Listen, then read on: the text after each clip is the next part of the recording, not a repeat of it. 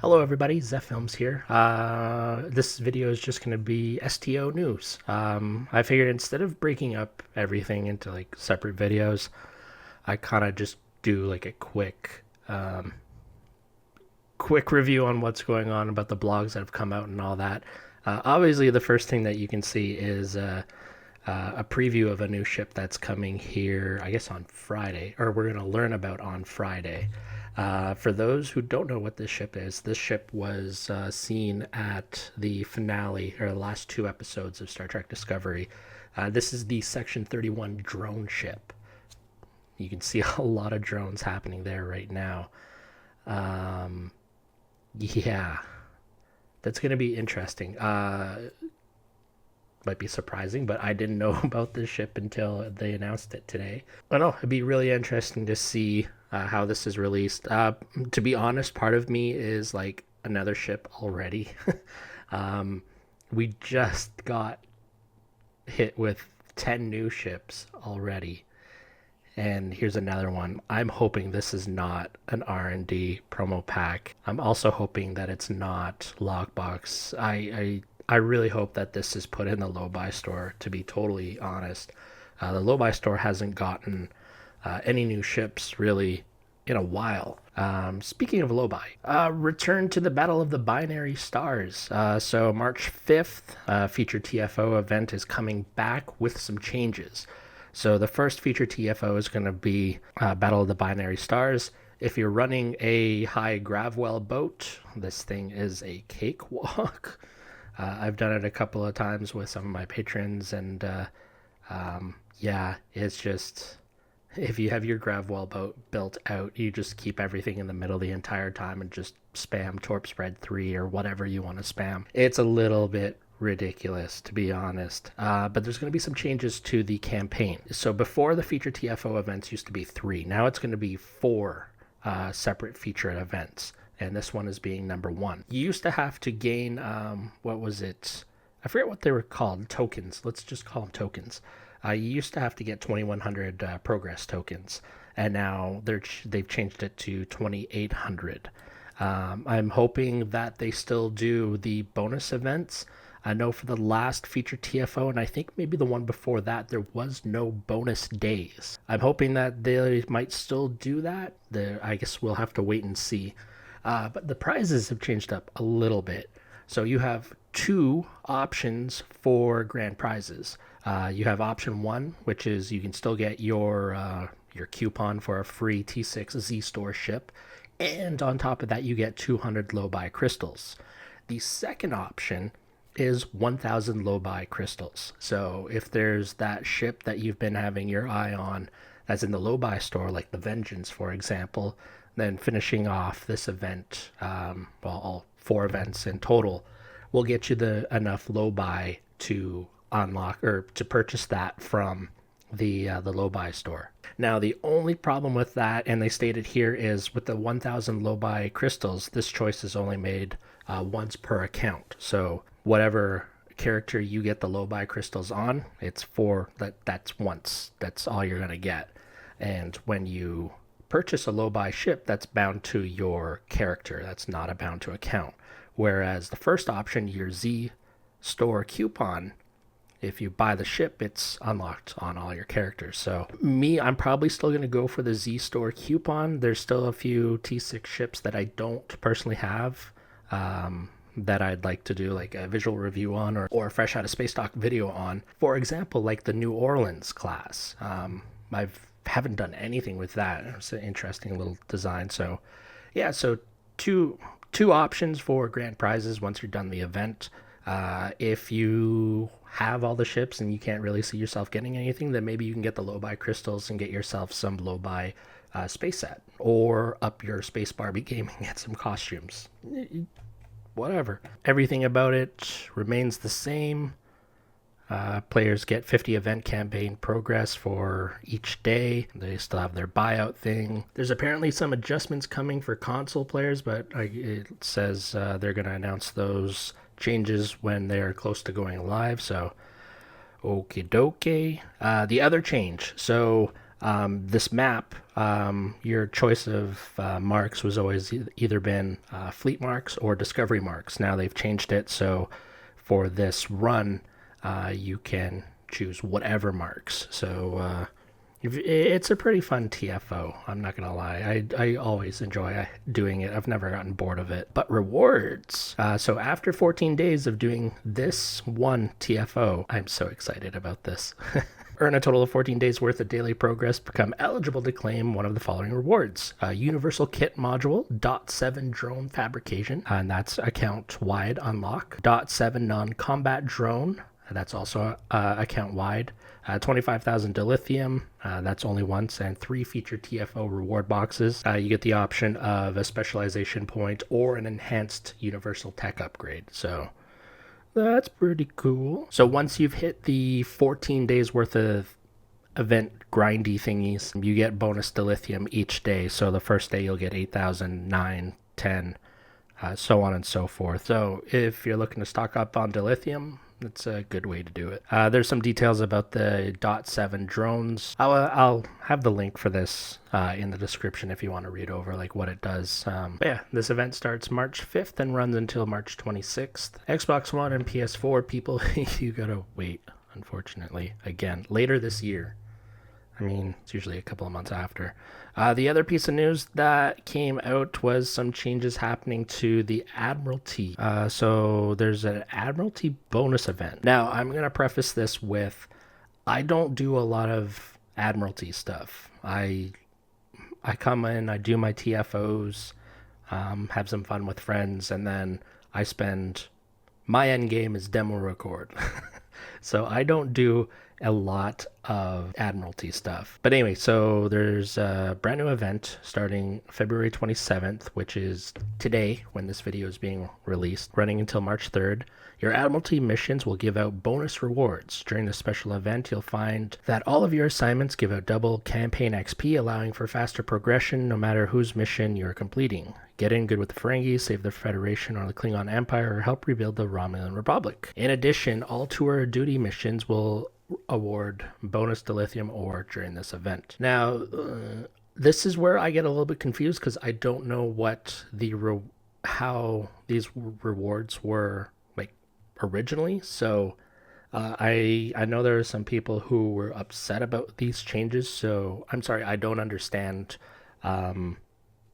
why. And that's just my own me not knowing things already. So they're making changes to kind of balance the economy. The Klingon campaign will now offer 50,000 fleet voucher dilithium as reward, and the Ferengi campaign will now offer 30,000 dilithium or bonus pool. That means after you complete a Ferengi tour of duty, you'll receive bonus dilithium each time you are rewarded dilithium in the game until the bonus pool is depleted. I feel like I'm missing something here. The 50,000 fleet voucher dilithium as a reward. I mean, I honestly don't know if that does anybody any good, to be honest. Like, the majority of fleets that are still active and around are at T5. It would have been better if it was an option between 50 fleet or reputation voucher dilithium. I think that would have been a better option, but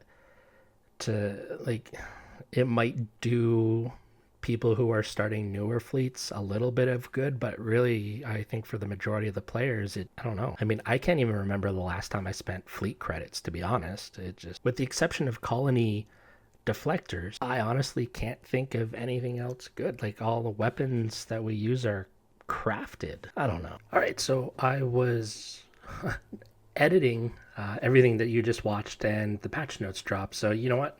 Let's throw the patch notes in there too. So general, there's now a listed expiration on the winter event. Okay, cool. Resolved an issue where some other Romulan captains could look identical to Hakiv. Okay, I didn't know that was actually a thing. Resolved an issue with the Discovery era constitution in which the nacelle end caps were very bright. That I did notice, and I think somebody else commented on that on Reddit. They provided like before and after screenshots, and they were bright.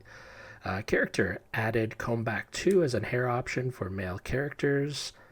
This hair is only available to characters with a traditional humanoid head type. The comb back hair option has been renamed to comb back 1. Added the following hair options for female characters, so short 04 version 2, short 06 version 2, short 07 version 2. The short classic hair has been renamed to short 05. Adjusted the emancipator upper so that it fits more pants and skirt outfit pieces, and Talaxian eyebrows appear as an option if the top hat uniform option is selected. Cool. System. Now this I'm very interested in. That's why I'm throwing it into this video, because this is a good quality of life improvement. The following items can now be stacked up to 9,999 in a single stack, up from previous values. So low buy, R&D, mats. So all is R&D stuff. Tech upgrades, tech accelerators, Omega particle components, lock boxes, injury kits. Thank you. I'm very happy about the low buy, like the material. I have so many. I'm sorry, the Phoenix packs made using R&D materials for upgrades just pointless. That I have so many R&D stuff that I have probably about 4 or 5 tabs in a fleet bank, just with everything dumped in there. It's just dumb, ridiculous. The per character cap on fleet dilithium vouchers has increased from 10 million to 100 million. I didn't even know there was a cap on that. Dilithium store updates, reduced prices on environmental suits available in Dilithium store. Consumable devices on Dilithium store have had their prices reduced to 1/10 of their previous price. Low buy store updates. The following costumes have been removed from the Dilithium store and added to the costume selection of the low buy store at the following price points. Mako uniform, 22nd century, the Wrath of Khan engineer's vest, the Wrath of Khan excursion jacket, and the Wrath of Khan captain's vest. Thank you. These were in the Dilithium store for, it was at a stupid, insane price that, oh my god, it was so bad. I am so glad that these are in the low buy store. I honestly, if I remember correctly, the Wrath of Khan captain's vest was 150, sorry, it's 150 low buy as of the patch. But it was like, I think it was like 1.5 million dilithium. Remember I was talking earlier about the low buy, getting the 1,000 low buy, and you wanted to up your Space Barbie game? Get those costumes. Admiralty update, so we were just talking about that. So the rewards received for completing the 10th step, I know about this, of the tour of duty for the Klingon Empire Admiralty campaign has been changed from 30,000 dilithium ore to 40,000 fleet dilithium vouchers. Oh. Wait, I wonder if that's a typo. I thought it was 50,000.